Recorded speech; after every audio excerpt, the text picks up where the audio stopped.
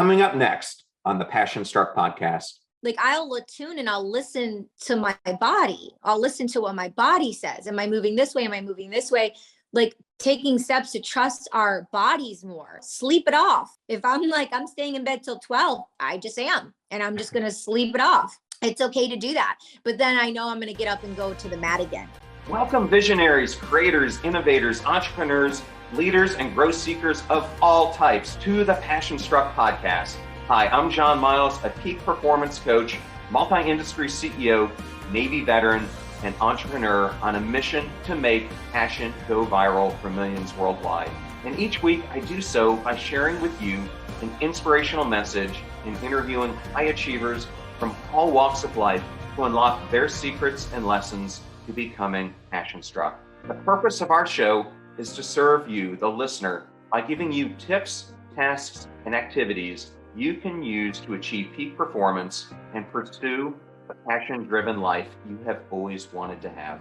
Now, let's become passion struck. Welcome back to episode 109 of the Passion Struck podcast, and thank you to each and every one of you who comes back weekly to listen and learn to live better, be better, and impact the world. And if you're new to the show, or you would like to introduce it to a friend or family member, we now have episode starter packs, both on our website and Spotify. These are collections of your favorite episode, grouped by topic, which gives any new listener a great way to get introduced to everything that we do here on the show. Just go to passionstruck.com/starter packs. And I also wanted to take this moment to remind everyone that I'm getting ready to compete in the 4x4x48 challenge, March 4th through 6th. This challenge benefits nonprofits who are on the cutting edge of treating veterans with traumatic brain injury or post-traumatic stress disorder. I'll put links to how you can support this cause in the show notes.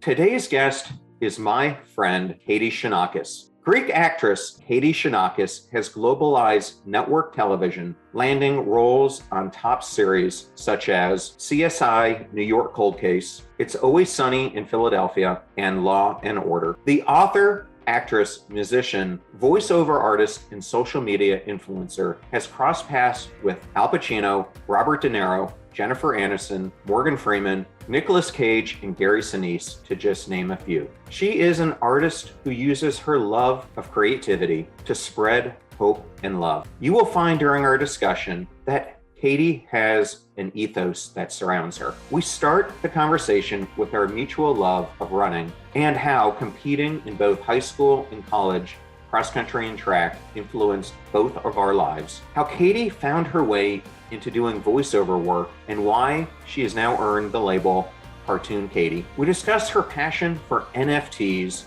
and why she feels they are going to be so prominent in the future. Katie talks about her She's All Over the Place podcast and goes into the background for her season that just kicked off a couple weeks ago.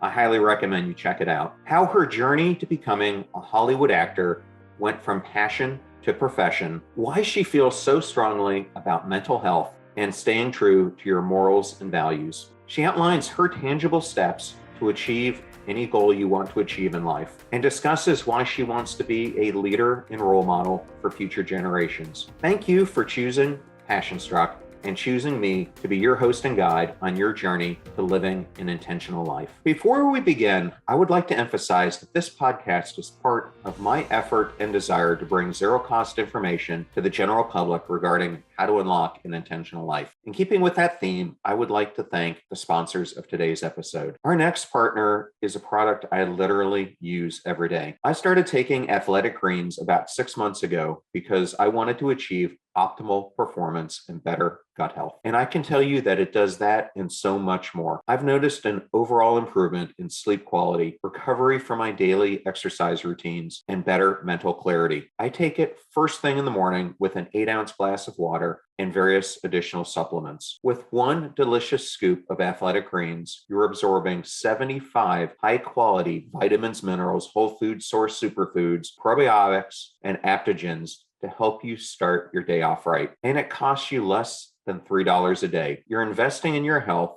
and it's cheaper than your cold brew habit. To make it easy, Athletic Greens is going to give you a free 1-year supply of immune supporting vitamin D in 5 travel packs with your first purchase. All you have to do is go to athleticgreens.com/passionstruck. Again, that is athleticgreens.com/passionstruck to take ownership of your health and pick up the ultimate daily nutritional insurance. Thank you, 10,000, for sponsoring the podcast. Physical health is absolutely essential to me and forms the very foundation for achieving elite performance, which is why I work out daily. And if you're like me, it's hard to find training products that are built strong enough to stand up to my gym days, spin classes, CrossFit, and long hikes. That is why I absolutely love 10,000 Apparel and its dedication to continuous improvement. Their name references Malcolm Gladwell's prescription for perfection, and 10,000 is true to that philosophy and how they are making the highest quality, best fitting, and most comfortable training gear I have ever worn. I especially love their versatile, lightweight, breathable shirts and interval shorts, which feature an optional liner. They actually have a team of over 200 athletes testing their gear to ensure its dedication to creating a perfect fit trims, fabric, and design. 10,000 is offering Passion Struck listeners 15% off your purchase. Go to 10,000.cc and enter code PassionStruck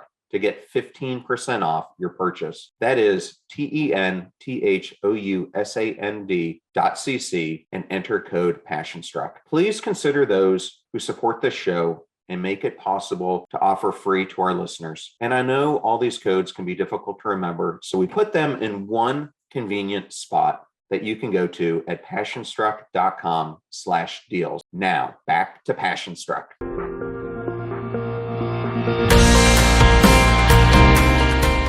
I am so excited about today's guest, Katie Chonacas. Thank you so much for coming on the show. Thank you, John. I'm grateful to be here.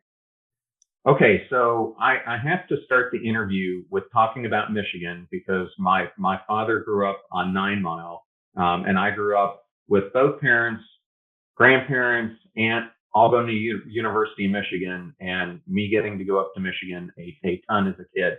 So I have to figure out, where's your allegiance? Because you're kind of close where you grew up to both Lansing and Ann Arbor.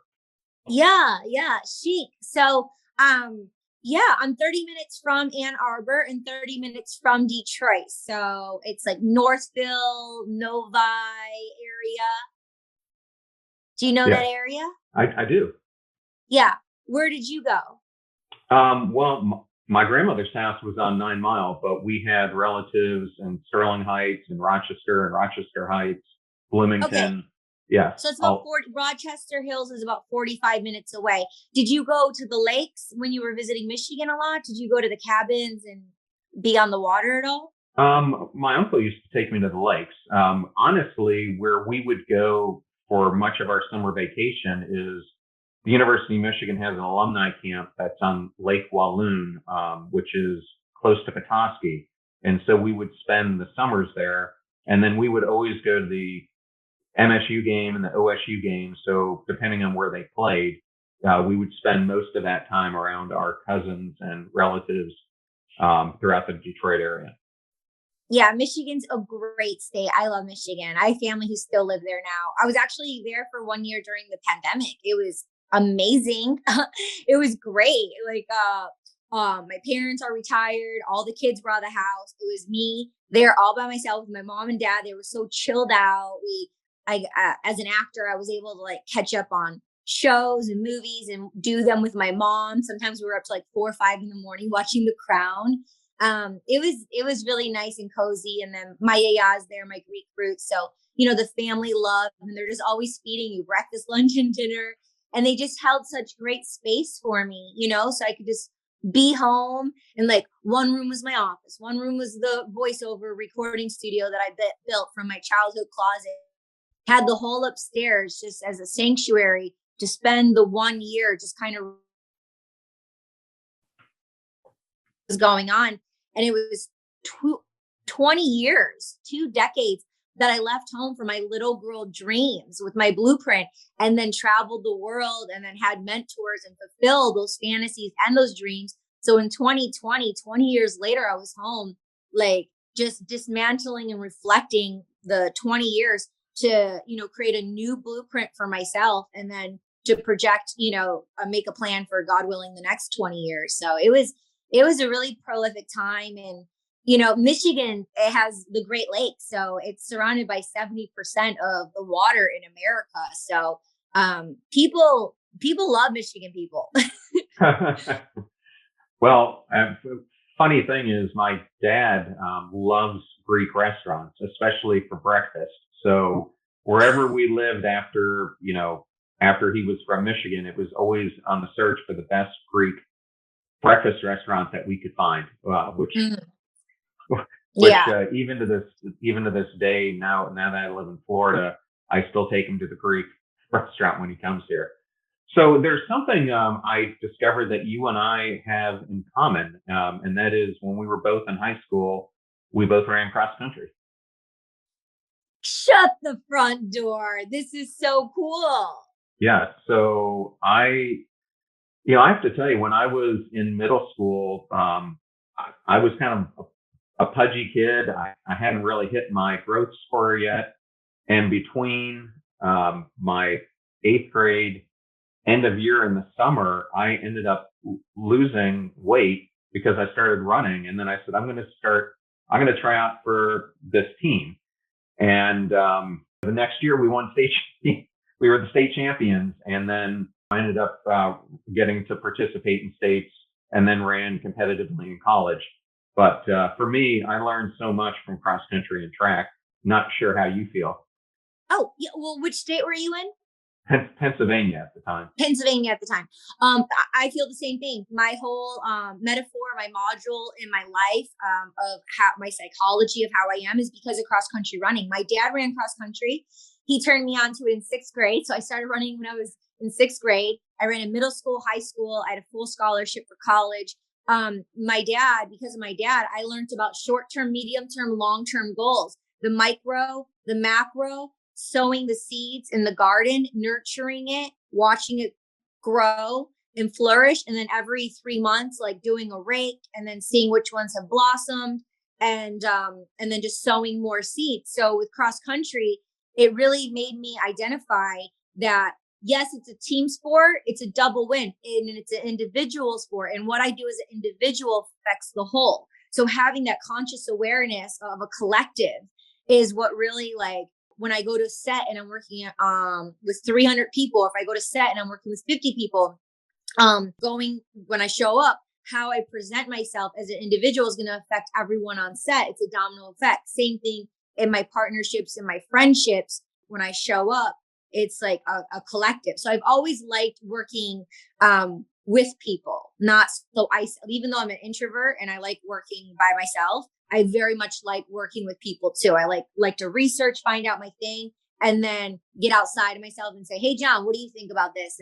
And have that communicative back and forth. Do you relate? No, I completely relate, because especially if you're trying to compete in meets and everything, it's that first 5 runners and then potentially the 6th that matters. So you really have to have that team and understand what each one of your roles is and where you need to place. And what I found though was, when I started out, I found I was becoming really nervous for the meets, and that nervousness would impact how good I was doing. And then I kind of flipped my perspective that I needed to start treating practice like it was a meet, and that I was competing against my teammates, and that if I would run harder, they would run harder. And because I started taking that mental discipline into practice every day, regardless if we were doing a track workout or, just running, just making sure that I was giving it my all, it completely changed how I interacted with races. Did you have any of that type of? Yeah. I really like what you just said, because I think that, one thing, I like the competitive nature and the discipline that it gifted us, to make us mind over matter, right? To be very strong. But I liked how you mentioned what you just said, because it made me think that would, if you apply that to the workplace now, it would show within the workplace, you can still be competitive in a healthy banter back and forth, like a healthy way with your teammates, but still like be friends at the end of the day. I love that. Yeah. Yeah. Well, I always like to ask this of cross-country runners. Did you like cross-country better or did you like track better? Cross country. I'm a long distance girl. I love the mountains, the up, the down. The going in the circles drove me crazy. Like I did the half mile. I did not like the half mile because it's not much. And then I did the mile and the 2 miles. So I like the 2 mile the best. So I like longer distance. I love endurance. And I think that's why I've been able to do what I've done in my life thus far, because of the endurance that, my family turned me on to cross country running. 1000%. That's why it's really important for me. And this is on a psychological level too, pivoting a bit.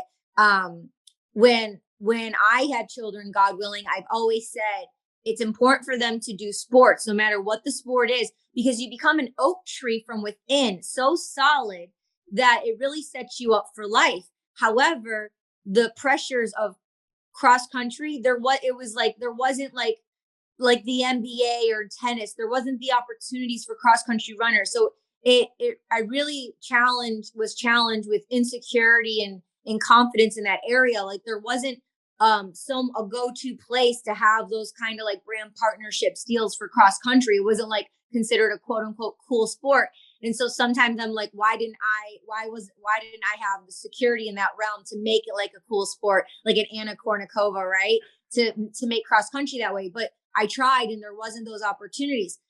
However, I saw the pressures that parents and how kids felt with NBA and football and soccer. So I thought when, God willing, when I have children one day, it's important for them to do sports, but not put the pressure on them that they have to go all the way to the NBA and this big whole illusion that a lot of parents do to children. I think it's very unfair, but it's very important as discipline for them to be a part of sports for their overall well-being for their life. No, I couldn't agree more. I think one of the biggest things that it taught me at a young age was it helped me with mental health because you learned how to kind of live within your mind, and when you're running, you get a lot of time to think. And I also think it helped me form some of my initial conceptions around core values and what was going to drive me to be a better competitor as well. If I didn't have cross country running, I would not have done all the things I've done to this day. 1000%. And I get vulnerable when I say this because there just would have been too many distractions with cross country running. My blood flow, my discipline, my go-getter attitude, the oxygen to the brain, it really made my brain very healthy. And I didn't know about mental health when I was a kid. I didn't know about mental health. It wasn't talked about. Like when I was in career decision-making class, there was 100 words on the board, literally. And out of the 100, you had to pick 20. And out of the 20, we had to put them in order. And for me, I put health as number one, because if you had your health, you could do everything on my list and everything on the board. But I was thinking physical health, like how I looked physically, my physique. I didn't think about mental health then like I do now. But because of cross country running, it protected me. It got me in a rotation at school with other individuals instead of just being at home watching TV and fighting with my siblings. And it really, really, I think, saved me. Well, that's an awesome story to hear. So I did want to ask you, we used to live in San Diego, and at the time my son was really young, but when we would go up to LA, he was an adorable kid, and we were approached by like 3 or 4 agents, sometimes just on the beach or on Santa Monica Pier, about, have you ever thought about having your son be a child actor? And we ended up resisting it because we kind of wanted him to just have a normal life. Sometimes I look back and wonder if we should have done it. But I kind of am using this as an entryway to, how did you even get indoctrinated into acting? Was it something you wanted to do, or were you found? Well, if I may, I would like to comment on what you just said, because from a skeptic standpoint and someone who's maybe listening and interested in getting in, back then when those offerings were to you, maybe that's the way they did it then, one, or maybe those are the ones who fish around to take people's money and they prey on you. So you never know, right? The flip of the coin. So even now, like when I first came to Hollywood at the end in 2001, and when people are very green and naive and they don't know about the industry, those kind of people will come after you. And if they want your money, run. If they want your money, run.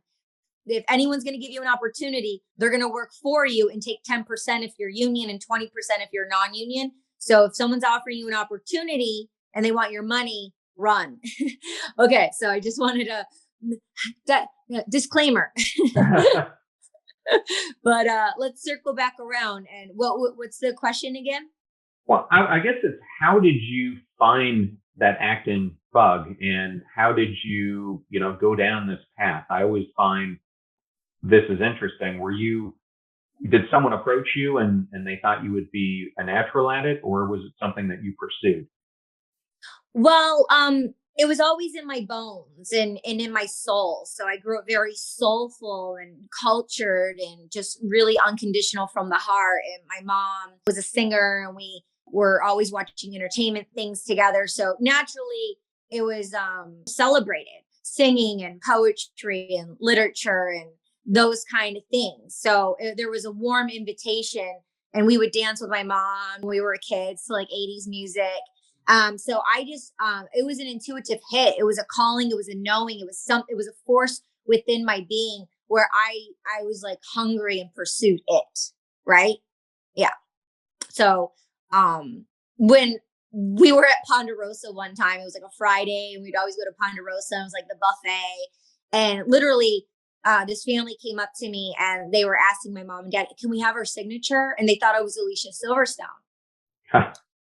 And so that would happen. And I would be with my dad places and we were in line and they were like, are you a model? Oh, you should model. Like it was like God's angels and spirits saying, hey, like go in this direction, do this. And so people would say like, oh, you're like so gorgeous. Are you a model? You should model. And so that kind of like percolated things and started bubbling within self. Yeah. Yeah. And for you, what was that breakthrough for you that, kind of launched your career?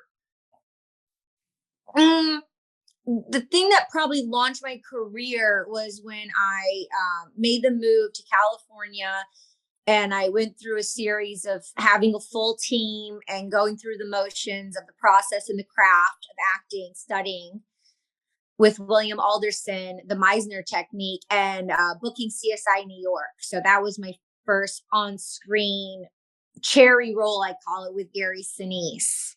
And the Greek actor too, who's on the show, who I played with as well. And so he gave me the best compliment of my whole entire career. When we were just one-on-one and they do the close up, the medium, the long, and they do the reverse on the cameras. And he said, you're a very soulful actor. And when he said that to me, it was just like so endearing. And I took it in, but now talking about it was like, wow, to receive that golden nugget so earlier on in your career is just really, magnificent, I think. Yeah. Yeah. Well, what a wonderful compliment to get, especially on one of your earliest acting gigs. My team, they really loved it too, because with my voice and how quirky I am, they thought I was like gonna book comedy right away, and I booked drama, and they were so ecstatic because they're like, oh yeah, when you can do drama, then they know you're a good actor. So I'm like, oh, cool. We will be right back to the Passion Struck podcast. This podcast is sponsored by BetterHelp Online Therapy, and we often discuss mental health on the Passion Struck podcast and dealing with the stigma of seeking it. Is there something interfering with your happiness and preventing you from achieving your goals? For me, depression and anxiety significantly impacted my life until I took charge, got over my embarrassment, and sought out help. And luckily, There's a platform now that makes it so much easier to take that step and get therapy. BetterHelp will assess your needs and match you with your own licensed professional therapist. I highly recommend that everyone turn to BetterHelp to get started and find a therapist who helps you look at things in a different way, like they did for me. Their service is customized, accessible, and affordable, and you can be matched with a therapist in just 48 hours. And to that end, BetterHelp wants you to start living a happier life and is offering Passion Struck listeners 10% off your first month by visiting betterhelp.com/passionstruck. That's BETTERHELP.com/passionstruck and join over 2 million people who have taken charge of their mental health. Thank you so much for listening and supporting the show. And I realize all those codes and URLs can be difficult to remember, so we'll put them in the show notes for the episode. Please consider supporting those who support this show, make it possible and free for our listeners. Now back to Passion Struck. I'm going to go down two different paths with this. So the first is I always like to ask, especially an actor, how they got their start, because, I got to hear Hilary Swank's story and how she and her mom basically lived in a van for a very long time before she got, I think it was Boys Don't Cry. And then when she did that film, she was only paid like $3,500, but she did it anyway. And look what it launched. But the thing that I thought was funny is I happened to hear Matthew McConaughey talk about how he kept getting typecast for rom-coms. And he's like, if I do another rom-com, I'm never going to be able to do anything else. So he's like, someone offered me $2 million to do it. Then they came back and offered me $4 million. And he goes, eventually got up to 18. And I told him no every single time. And he goes, if I would have said yes, I would have never gotten my Oscar and I never would have gotten this. So it is interesting in that industry how you can get typecast. 1,000%, 1,000%. And I was always fighting that. Just the same as with everything I've done in my career thus far, I didn't only want to focus on one thing. I wanted to do multiple things. When people are like, oh, only do one thing. And I chose to, be the rebel with the cause, right? So I did multiple things, but I had to make sure within my acting that I wasn't going to be typecast as well, because they tried to do it earlier on in your career. And I just fought it and wasn't interested in it. Now I have not been offered 18 million and I hope one day in the near future I will. That would be super cool. But I know exactly what you're saying and what he means is 1,000%. And that takes a lot of courage for an actor and a lot of will and strength to know yourself, Socrates, know thyself, and understand your craft and your talent to know that you can do so much more. That's why in the digital age of electronics and stuff, a lot of the actors, Jonah Hill and Ellen Page, they were going to the union to SAG-AFTRA and they were on panels and they would say, hey, with your cell phone, with the electronics, just go out and shoot something. And as creators, as humans, we have things roar inside us and we just want to get it out, but we're waiting for someone else to validate us and give us the opportunity. And so it was like a blindfolded permission to go out there. I saw Blue is the Warmest Color. She's a Greek actor in Europe, and she came over and she was talking about the director and how he was they had no hair, no makeup, and they were just doing all these scenes. So then I went out. It was after I did this a commercial with Delta for the Olympics, right? The Winter Olympics. And I met this cinematographer and he took the red camera from the set and all the equipment, because all the tech guys, they're all friends and they do things for friends and favors and stuff. And we got all that stuff. I got a location, I produced it, and I shot a piece called Red Egg. And it's something that I needed to get out. I wanted to explore jealousy. I wanted to explore the emotion of anger. I wanted to explore getting a girl who had it all figured out. And then social media came and she got a boyfriend and then she got involved with things she wouldn't normally get involved. And she kind of got lost along the way. It's this psychological thing where it's demonic versus angelic. And there's the juxtaposition within the short film. And then she comes out on the other side when she like talks to herself. But no one was gifting me that role.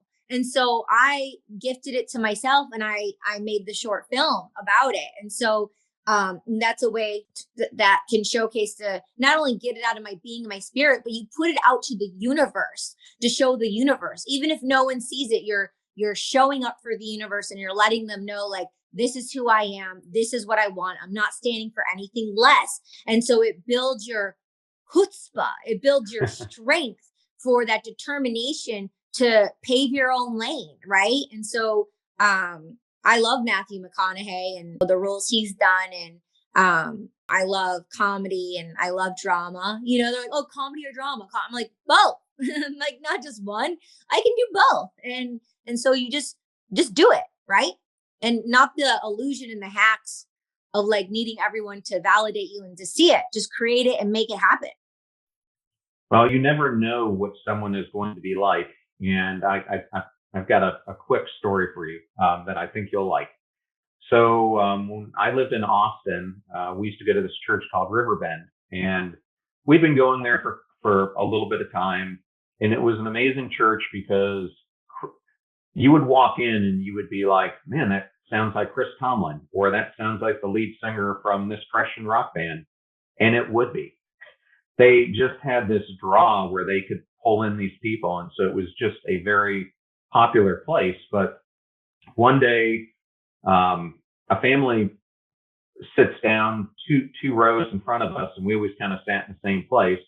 And I keep looking at the guy, and I'm like, man, he looks so familiar. You know, where have we been at recently where I've seen him? But he looked different because he was kind of bald. He looked really thin. And my ex-wife just nails me in the side, and she goes, you idiot, you're ruining this for me. That's Matthew McConaughey. And so what was amazing about this is you hear stories about what Matthew is like. And I got to know him for about 18 months that he was going to the church. And unfortunately, he stopped going because paparazzi started bothering him, which to me is a whole nother thing. But my son was going through a really hard time at that time. We had moved him to Austin. He was struggling to find the right group of kids. He had gotten into the wrong group of kids. He didn't want to go to church. And then suddenly, not only does Matthew show up and he's carrying his kids on his shoulders, and he's not the type who just walks out of church and disappears. He's at the playground. He's shooting basketball with the kids. He's talking to the kids, and it completely changed my son and his willingness to come in, and it actually gave him confidence. So to me, I have a lot of respect for Matthew and the person that people don't get to see behind the scenes. Anyway. Oh, I have chills. That is so sweet. Well, when I work with him in the near future, I'll share with him this story. Well, I hope you get to, because he seems like he'd be an awesome person to get to do that with. Well, yeah, 1000%. Yeah. So I'm going to turn this in a different direction. How in the world did you become Cartoon Katie? That's a good question. That's a really good question. So what happened was I was 2016, I think it was. Bradford May is a director, and he called me up. He had a stand-in for this movie he was directing, and like the stand-in wasn't available. And he asked me if I was available. And a stand-in is someone who stands in for the lead actor. It was Bo, his name, Casper. He was with J-Lo for a few years. He started off as a dancer. He's a dancer. And then he did this boxing movie. Anyway, Bradford May called me up and asked me if I would be a stand-in. And like, I'm a principal actor, right? I'm a principal actor. So it's like a stand-in is like interesting, but I, worked, traveled the world, went everywhere, came back. And so it kind of ties into what you were saying earlier, or what mentioned earlier that I'll tie in here. But the thing about success and no ego and not being too good because I've already done this and that, it's all about relationships And it's also all about going to the mat. Just because you're an Olympian runner and you got the gold doesn't mean you're going to get the gold next time. So although like I already did all these heavy hitters, I accepted the invitation. I said yes. And I made so much money. Like that was my first time ever standing in. And it was like a 16-week gig. So like it was consistent work. I made so much money. And my car actually, he liked my car. So my car is a lead in the movie. So not only is my car lead in the movie, I was a stand-in and I got this amazing, you get like an amazing bump for your car. So my car was being paid to be in the movie too. It was so cool. So while I'm on set, I remember like there was someone in the crew department who was doing the sound, and they know me. They know who I am and what I've done. And they look at me and they're just like, what are you doing here? Like, why are you doing this kind of job? You know? And this person was puzzled. Like, you worked with De Niro and Pacino and now you're like doing a stand-in job, you know? So it's like, maybe there was that feeling at first of like, but it's like, no, humble. Like I am here and there was an opportunity and I want to work and I want to show up and I want to make money and I want to like rebuild myself up and like prove myself to myself. Right. That's the cool thing about cross country running is like, even though it's a thing, you're proving yourself to yourself. It's kind of like an interpersonal game, especially when I go for like auditions and things. I'm never really competing with anyone else. I'm really always like, and I don't want to say I'm competing with myself too, but I'm always just like having that interpersonal game within myself, right? To go to the next level. Wait, but why am I telling you this story? What was the question? How you became Cartoon Katie. Oh, there we go. Here we go.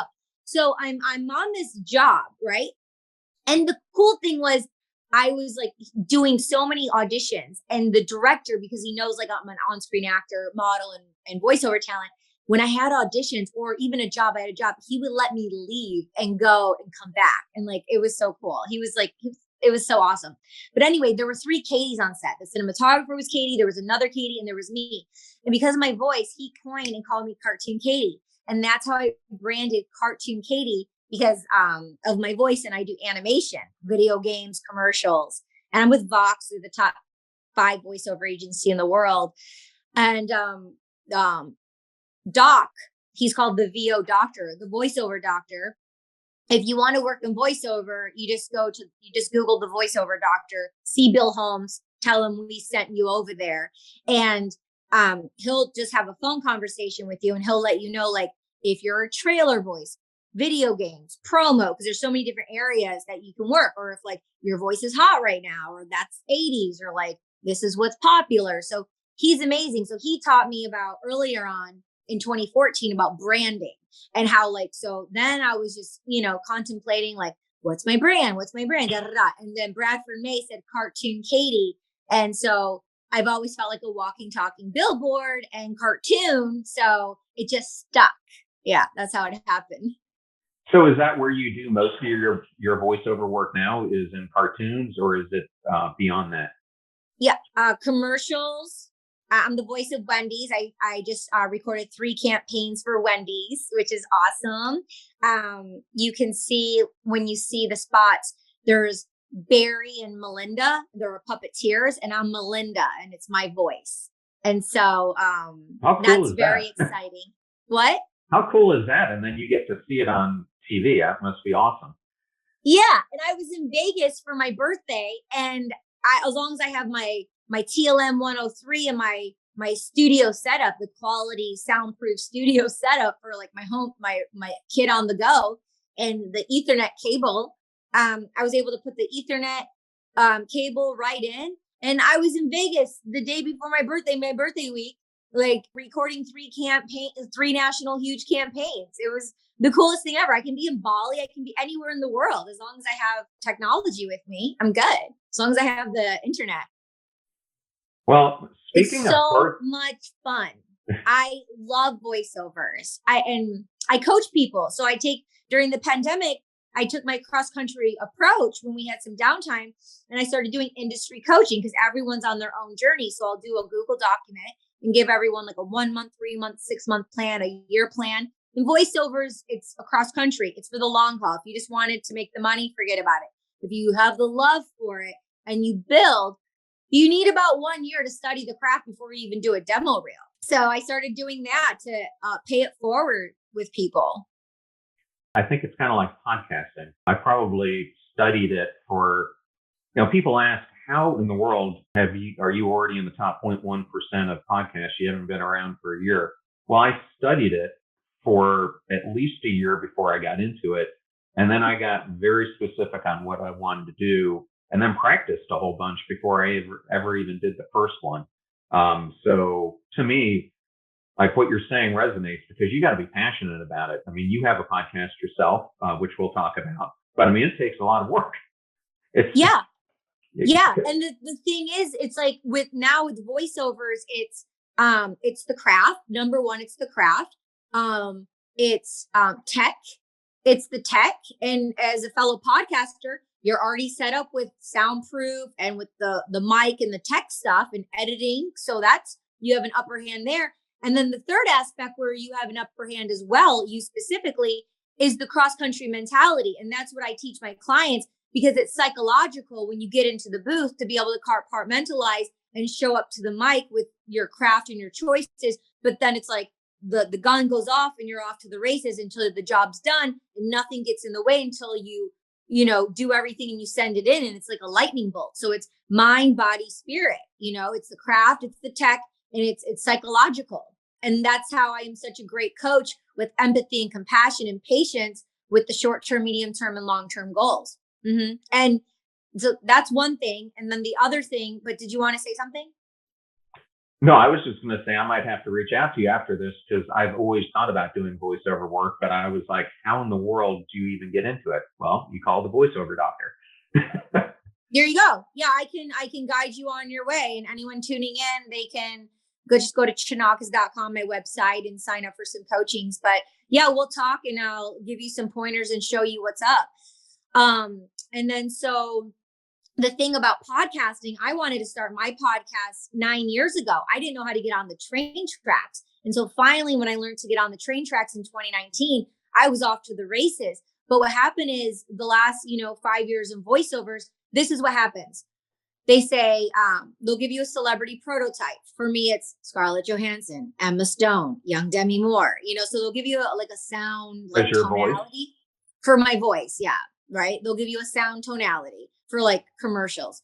Or they'll give you an animation show, a character or a movie. And then very specific of like Mabel Pines or like someone from Disney, they'll give you like a tone of like not cartoony or grounded reality, dry, or just your normal voice. Right. Or very rarely, they'll send you a clip of a podcaster and they're like, we want it like this, very conversational. Or now, because audio dramas are coming in, I'm getting auditions once or 3 times a month for audio dramas for scripted podcasts, right? So that's like, those are like the 4 ways when they send over referrals of the tonalities of video games and shows of what they want. And so my mentality 9 years ago was, I want to do my podcast and have the brands and the people hear my voice and call the team to say, hey, we want her voice, Katie Chonacas' voice. Let's have her voice, right? So it goes hand in hand, podcasting, acting, and voiceovers. They go hand in hand because lastly, in the 21st century now, right? Before it was like punked. Ashton Kutcher showed his personality through Punked. Yeah. He was Ashton Kutcher. And then producers, casting directors could call his team to hire him in a union scripted film. Now, people in the 21st century on social media, you show who you are, what you stand for. Mental health. I'm an advocate for LGBTQA+ community. I'm an advocate for people who have faith. I'm an advocate for ethics, morals, and values and paying it forward and, being a role model to the younger generations, to my peers and to people who are older than me, to shapeshift and, revitalize their energy. This Bill Alexander, he was in the podcasting game for over 20 years. And I gave him tips and he came back and had me on his show and thanked me. He got 7 radio stations, a local TV channel, and revitalized his podcast from what I told him. And he's back at it. And he says he's feel like over 20 years younger. So then he's like 60 something years old. And like, that touches me and I want to make an impact for all. So if I can do that of, my over 20 years in experience in entertainment and arts and entertainment with ethics, morals, and values, and traveling the world, and say, hey, it's not right or wrong, but this is how I started. This is my story. And this is the trajectory of where I want it to go or where it has gone. I can say, hey, what I did in 10 years, if you can do it in 2 months, cool, let's hack it together. And I want to hold hands. And I feel like I'm one of God's angels. And that's one of my purposes in life, to be the voice. Because I remember when I was 12 and I had the ancient wisdom in me. And I was always getting this ancient wisdom. And I'm like, I wish someone would lead thy way and show me. And I said, I'm going to do that for other people. I'm going to do that because other people can. Some people do. And I find more people can do that, take more action for one another. Because that's awesome. It's so lonely at the top. So when you were 12, were people calling you an old soul? Yep. Yeah, my whole life. It's interesting how some people have that. I'm guessing you might be an empath as well. Yes, I'm an empath and an HSP, a highly sensitive person. Yes, doesn't surprise me. And I'm sure the empath has helped you significantly in your career, especially with your profession. Really, really, really has. Really has. On a personal level, on a professional and personal level, by being a quiet observer. And as a human, being an observer, on a professional level, cool. On a personal level, staying quiet, I felt restricted without letting my emotions out, right? And so I had some interpersonal challenges with that, with being okay with not being okay and being vulnerable and growing through the journey to find out the power of vulnerability, Brene Brown, and being in tuned with Caroline Myss, MYSS, Mystic Intuitives, to be open with my heart and be okay with letting it out, because I'm a poet and I could just cry every day, and I write about love. That's the kind of poet I am. And the dad side of my family is all unconditional with culture and stuff. And then the other side of my family, you kind of don't show your emotions. You don't talk about what's going on, but it's important to let people know what's going on in a healthy way so it dissipates so you can get to the next thing instead of holding on to that pent up stuff that's miscalculated. And then you don't talk to people for one day, 2 days, that turns into 10 days, that turns into 10 months, that turns into 10 years. And that's so sad. When I was younger, coming to California, seeing like how close I was with my family. And then people said, oh, they don't even go home for the holidays and they don't even talk to their family. And it was so sad to me. And now I understand how that happens, because 3 days turns into 3 decades and then they're gone.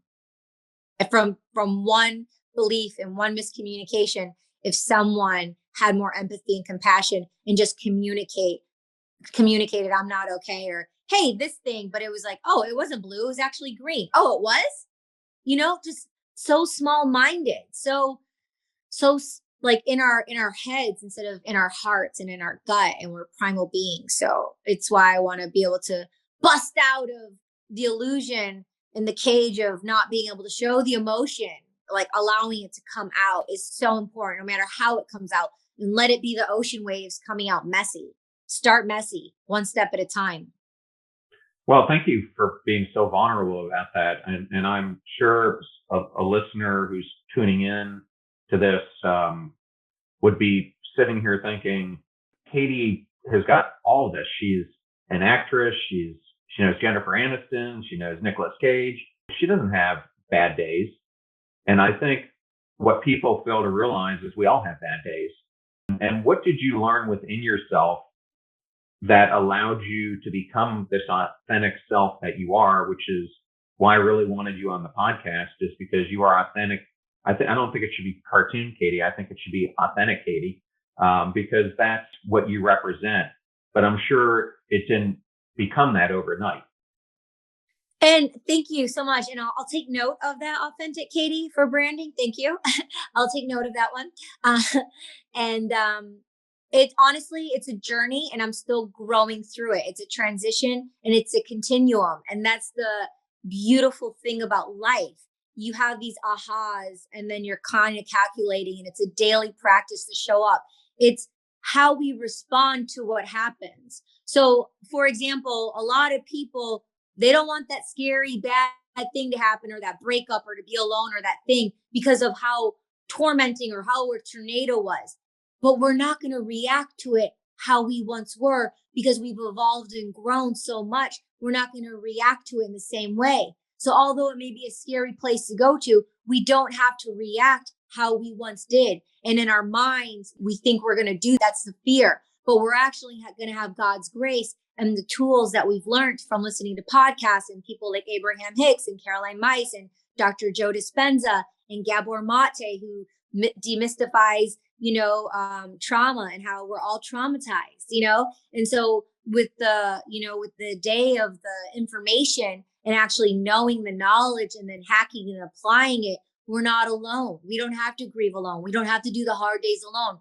We were taught to isolate, to go to your room and cry, and to stuff your head in a pillow and cry and be alone. But my girlfriend was just telling me about this book recently, and we're very primal beings. And a lot of the pack, when they get together, they reach homeostasis, and all the negative ions and all those tormenting things aren't there anymore, because they're a pack and they heal together. Congregations, going to communities and churches, they come together to grieve when someone passes. When people come together, you come together as a collective. So we don't have to isolate and be alone. And when we communicate those short-term beliefs and those things, we can, get through those things together instead of growing through those things alone. We may need time to be alone, and that's okay.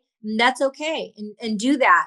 But then also, don't go off the cliff, like come back, and there's no going back. Actually, go forward and find new ground with new people, even if it's just one. It doesn't have to be with everyone you already knew and what you already always known.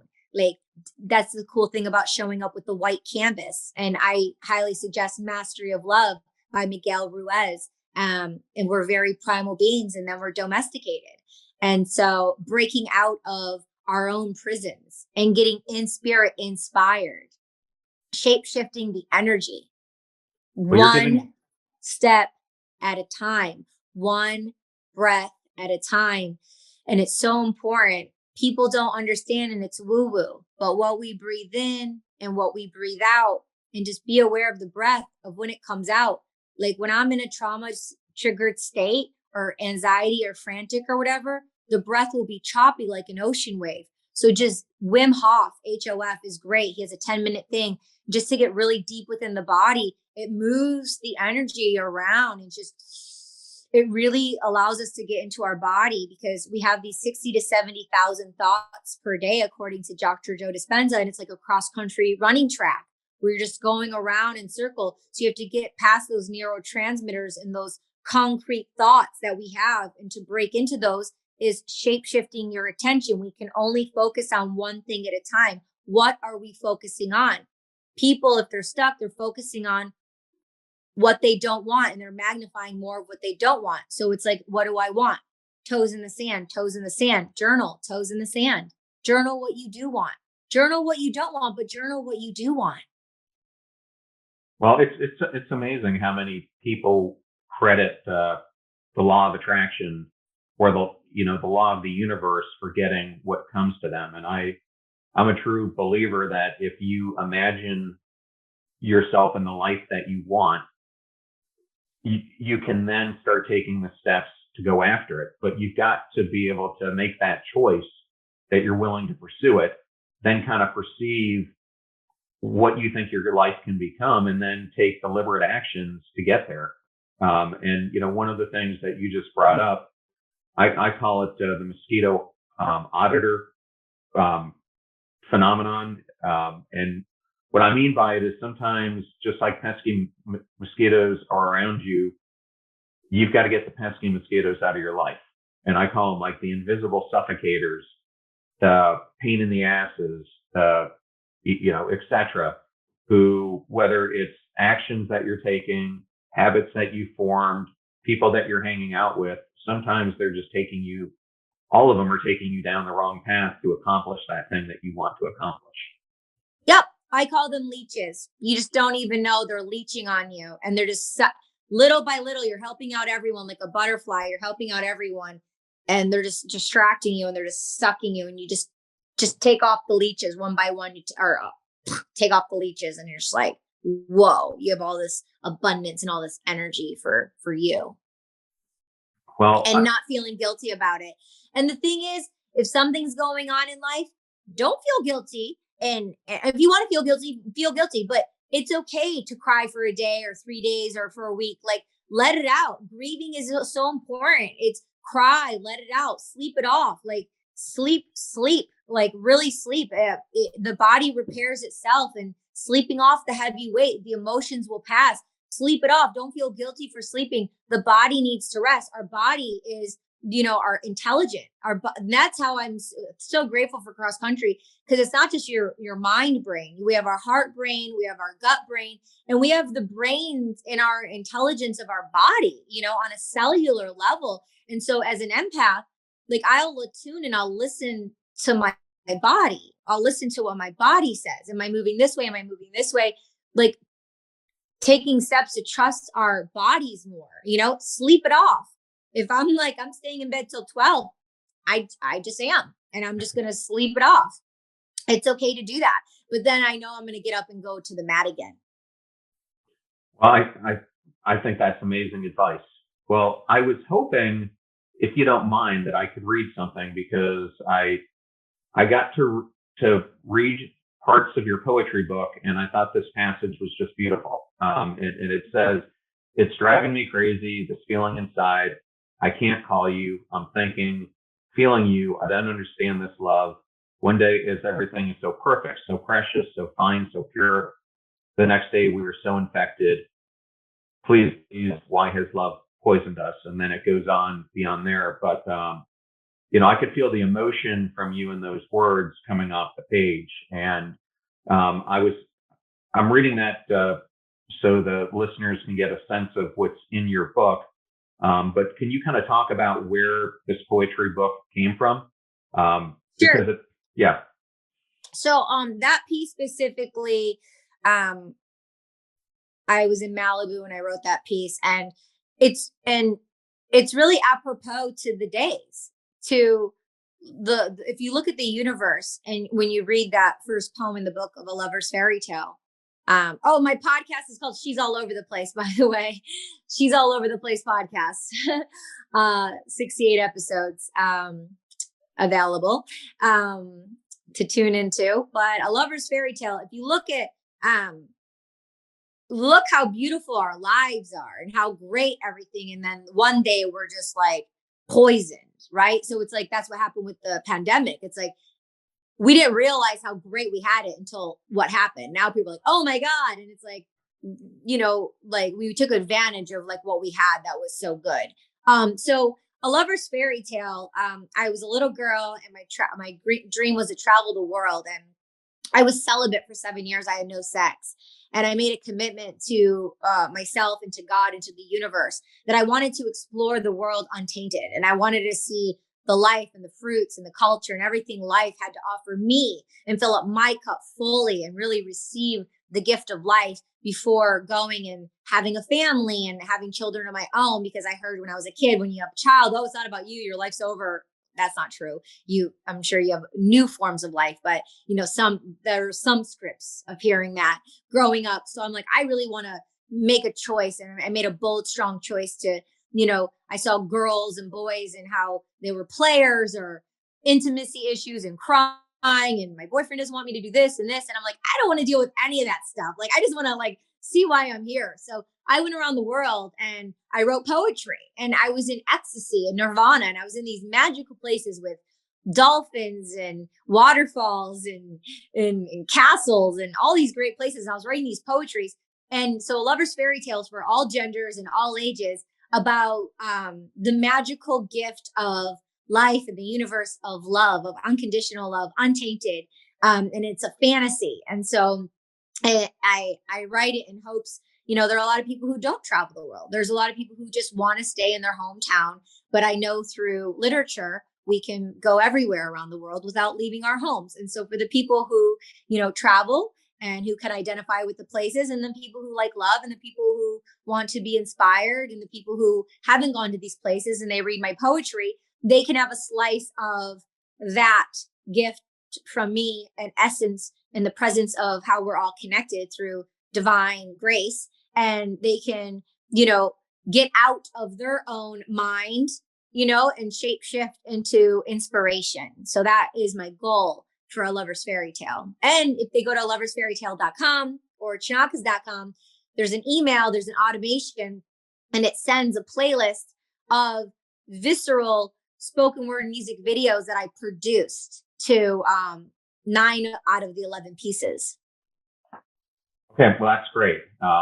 Well, and I have enjoying reading it. So thank you for the copy that you sent me. My pleasure. It. Well, yeah.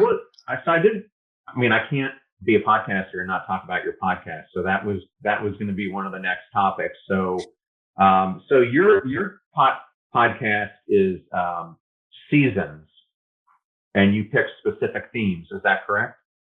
Yes. Season 3 was poetry. Season 4, it's women empowerment, and it's exploring divine femininity in all genders. And also I'm definitely heavy in the blockchain NFT space. So it's educational information about NFTs and blockchain, but it's not financial advice. It's just sharing other people's stories of how they got into the space and what they're doing as artists to utilize the new Web3 and the revolutionary time that we're in. Okay, so I have to go to this NFT thing. I mean, I hear Tom Bilyeu talking about it. I've heard Michael Saylor talking about it. I have friends who are doing it. I know you put these things on an app called OpenSeas, but I don't understand the whole mechanics behind it, because, I'm seeing NFTs that are these crazy graffiti monkeys that are getting Bored apes. Yeah, they're bored apes. Yeah, they're getting hundreds of thousands of dollars, and I millions. So if you're someone and they don't understand NFTs, and I feel like I am such a novice in this, what is this phenomenon all about, and why should we all be getting into it?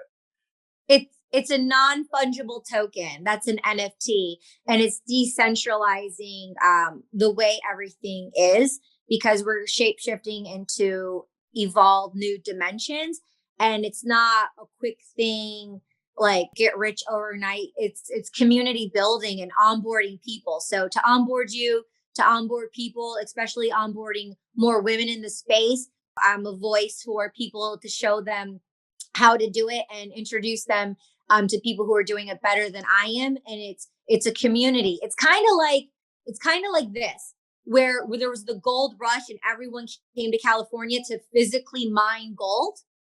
And now with technology and how smart we are and how great things are, it's mining digitally. So it's the choices that we're making, and we're mining digitally without having to physically mine. Okay. Well, I think that's a great explanation, as good as anyone I've heard.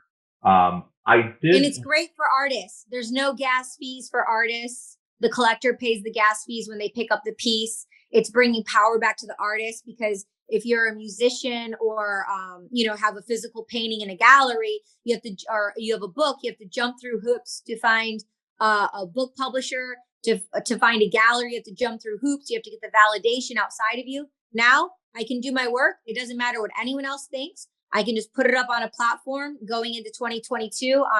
I was just at Art Basel, and I'm going to actually be curating a whole series with Hey Lair, and it's all about women empowerment and women in the space of NFTs and the blockchain. So I'll be releasing some projects on there, which is really exciting. You're the first to know, because I just had the meeting with the team yesterday. Awesome. And so basically, I can put up the piece, and then I can set the commission rate of 10%. So every time, let's say the Mona Lisa or my artwork or any piece sells, every time it sells and resells, I get that 10% every time. Although it'll resell and resell and resell, because of the intelligence of blockchain, I'll get that 10%. That's like the standard you put it at. That's what I put it at, 10%. I'll get that 10% back. Now, if you sell it to a gallery and you sell it, you just get a one-off commission. There's no residual income. So it's kind of like being a union actor. I get residual income because I do it in cycles. But as a non-union actor, you'll get paid like 3,000, 20,000, 50,000, and then you won't get the money again. It's a one and done, and they can use it for the rest of time. Well, in the union, it's residual. So with the blockchain for artists, you have this amazing photo of Nas, which my friend does. He puts it on the blockchain. Someone buys it. Every time it sells, he gets 10% of that every time. Okay. It's generational wealth. And your podcast can be NFTs. You can release your podcast as NFTs. All my podcasts are releasing as NFTs. So the album cover or the actual... The album cover, the episodes, all selling them as NFTs. You can do one of one. You can do limited edition. There can be like a collection. It's anything you want. There's no rules. It's whatever you want. The most important thing is there's a white paper. It's the contract. So just read the white paper before getting involved with anything. And also, you cannot, when you get wallets, there's hard wallets and cold wallets. And you want to get a hard wallet. And when you get a wallet, like I have MetaMask, but when you get wallet, but they're making the technology a lot simpler, so people don't have to do seed phrases and certain things like that, because people are losing their wallets, and and then you lose everything. So you have to be a smart shopper, like you have to be responsible, But they are making technology platforms easier, so people don't have to do some of those things where you can actually just use your credit card. Okay. Well, and then the last thing I did want to go into is, who is Katie Kyriaki. Yes. Kyriaki is a saint. Saint Kyriaki. It's who I'm named after. I'm named after my yaya, my bestest friend in the world. She's 92. She's growing strong. She's healthy. I'm so much like her. She's a poet. It's where I get my poetry from. She sings. She dances. She's gorgeous. She's amazing. She's from the island of Chios. The village is called, the South village called Cardamila, and she came over from the old country to provide a better life for her now family. And I went to California to provide opportunity for my family as well. And Saint Kyriaki is a saint. She was a martyr, and it also means Sunday in Greek. Simera Venine Kyriaki. Today is not Sunday. Simera ine Kyriaki. Today is Sunday if you're listening to this on a Sunday. So Kyriaki is who I'm named after. And so it's really weird because people call me Katie Chonacas or Kyriaki or Kiki was my nickname, or Katie Coco. So I've always had like all these different names. Saint Kyriaki was a prominent saint.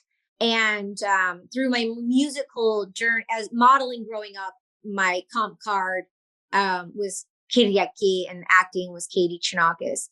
And 11/11, my birthday, I released a debut solo album called Dreamland 11/11, and it's streaming everywhere. And I have 2 music videos on my YouTube channel.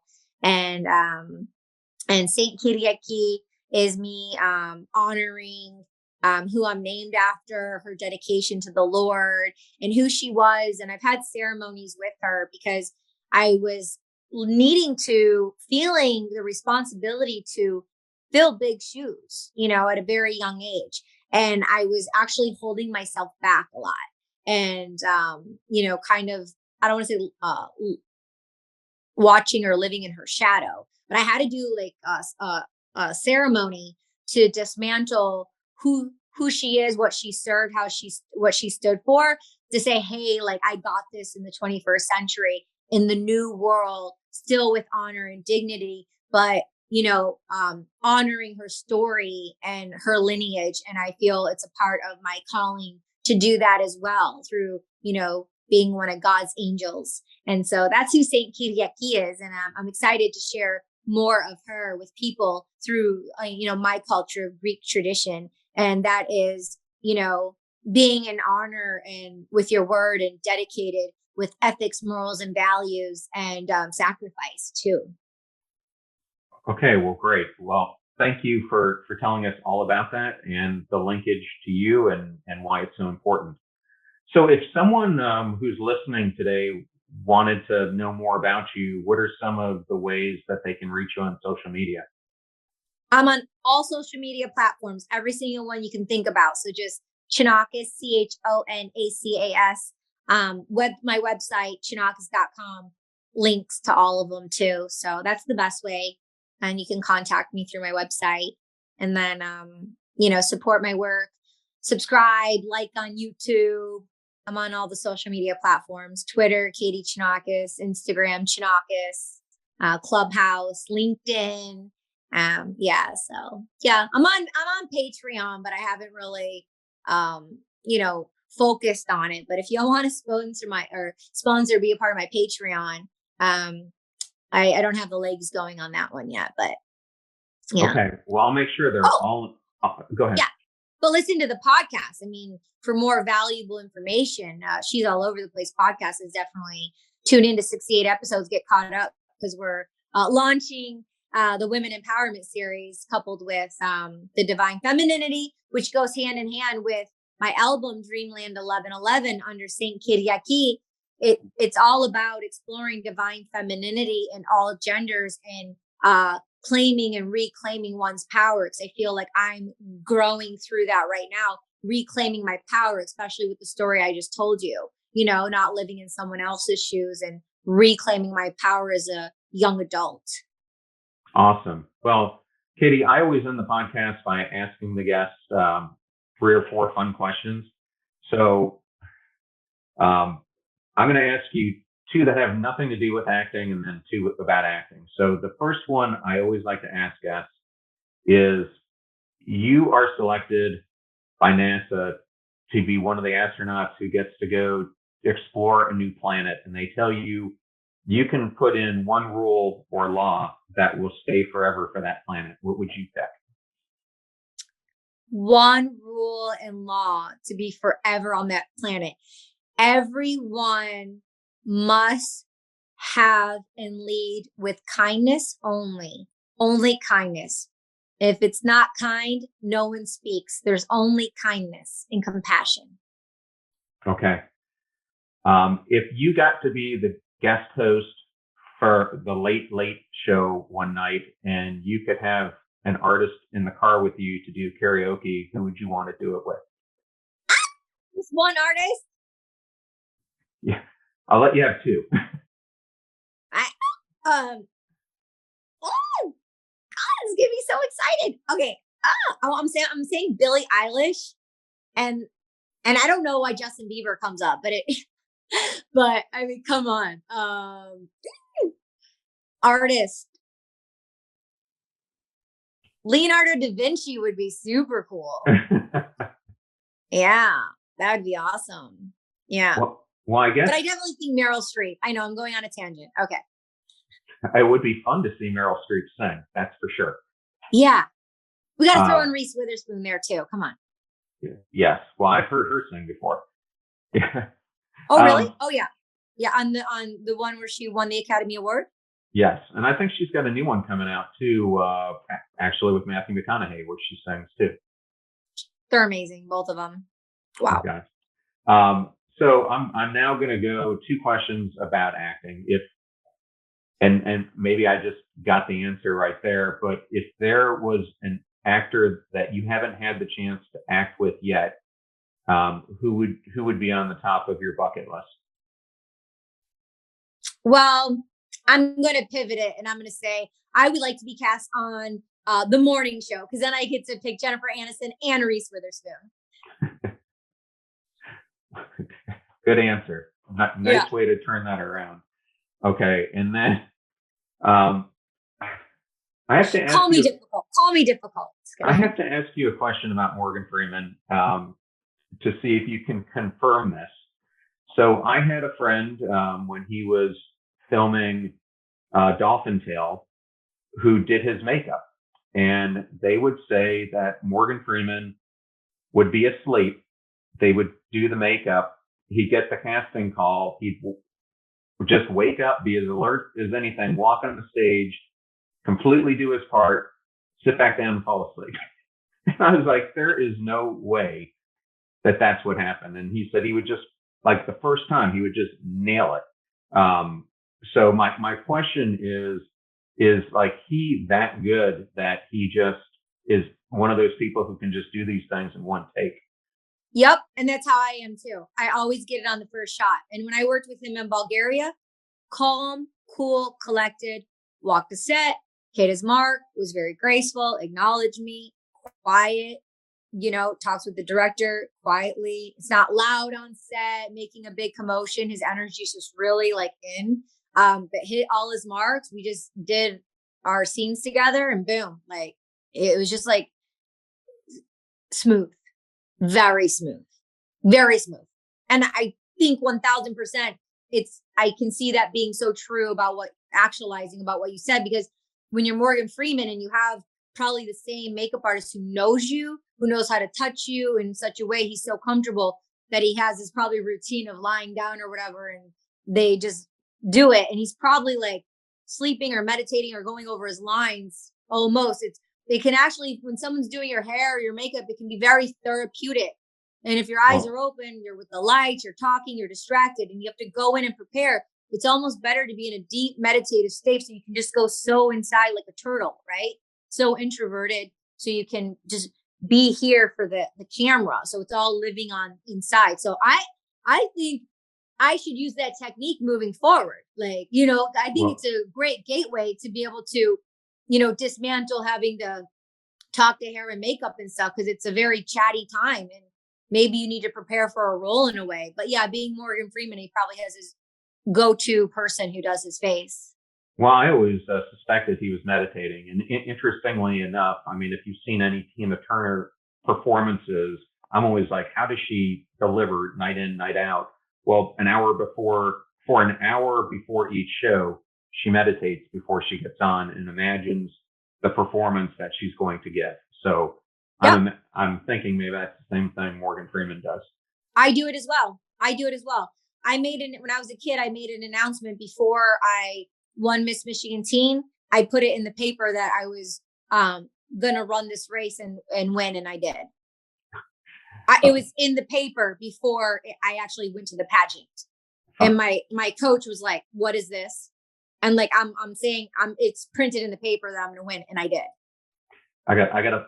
Before I end, I got a funny story for you. So like 3 years ago, maybe a little bit longer than that, I'm at a beach bar on St. Pete Beach, and we meet. I knew one of the girls. She had a friend visiting from Michigan, beautiful girl. But she says to us, "I'm going to be Miss Michigan, and I'm going to win Miss whatever it is, the nationwide contest." Last week, I saw she won Miss Michigan.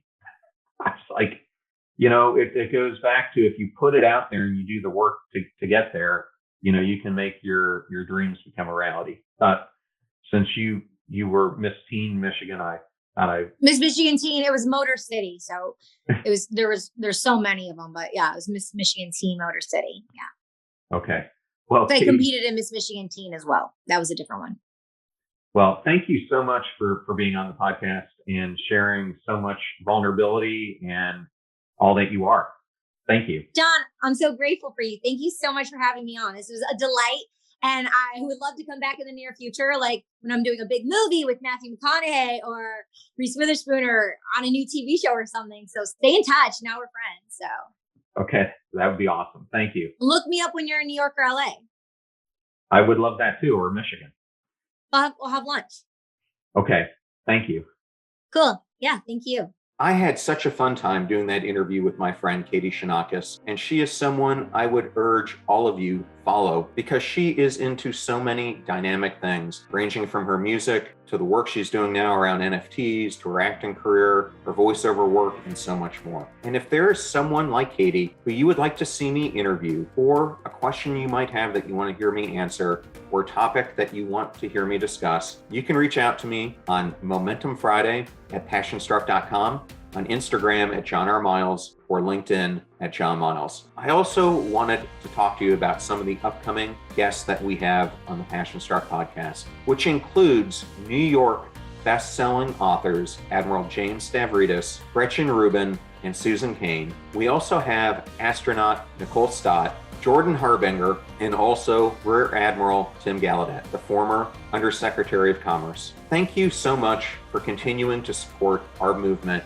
of helping people unlock their purpose and create intentional lives. Now go out there and live life passion struck. Thank you so much for joining us. The purpose of our show is to make passion go viral. And we do that by sharing with you the knowledge and skills that you need to unlock your hidden potential. If you want to hear more, please subscribe to the Passion Struck podcast on Spotify, iTunes, Stitcher, or wherever you listen to your podcasts at.